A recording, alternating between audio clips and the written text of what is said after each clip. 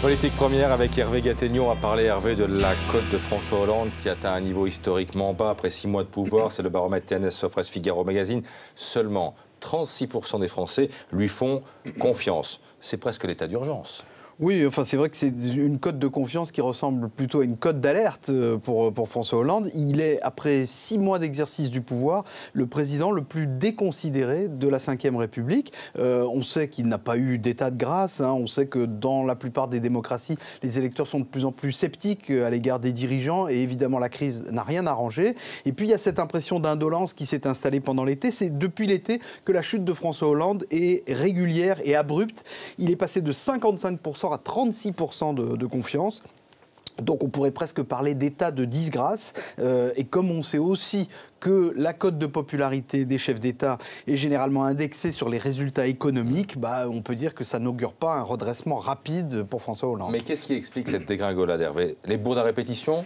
C'est vrai qu'il y a une impression de désorganisation qui s'est installée. D'ailleurs, la chute de Jean-Marc Ayrault lui-même s'explique certainement aussi par cette série de maladresses et de palinodies au gouvernement. Mais on peut dire aussi que François Hollande semble moins être l'objet d'un rejet que d'un regret. En quelque sorte, ce que montrent très bien les chiffres, c'est la large défection des catégories les plus modestes de Français. Hormis les chefs d'entreprise qui n'ont globalement pas été favorables à François Hollande au moment de l'élection, c'est chez les ouvriers et chez les employés que François Hollande perd le plus de terrain.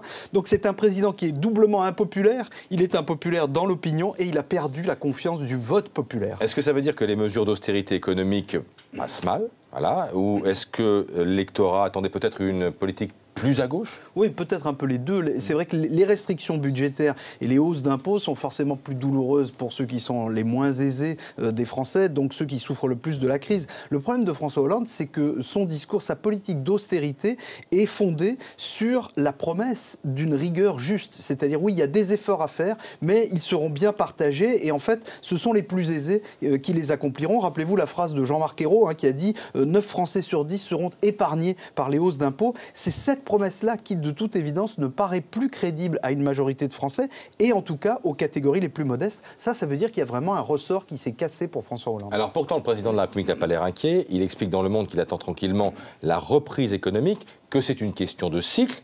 Il manque de réalisme? En tout cas, il ne manque pas de franchise. C'est vrai que ceux qui le connaissent savent que François Hollande n'est pas un réformateur. Ce n'est pas quelqu'un qui pense que la politique sert à changer la vie ou encore moins la société. Il a, on peut dire, une conception assez cynique du pouvoir de ce point de vue, mais c'est aussi un optimiste de tempérament. Donc tous ses proches, tous ceux qui le fréquentent en ce moment le disent. Il fait effectivement le pari que la conjoncture va se retourner d'ici 2014 et au fond, qu'il suffirait de faire le dos rond jusque-là. Donc on peut dire que son effondrement dans les sondages ne l'effondre pas, ça c'est sûr. Alors c'est vrai que c'est une forme de méthode Coué, mais c'est certainement moins visible, moins frappant que la méthode Couac du gouvernement. Merci beaucoup Hervé Gattegno.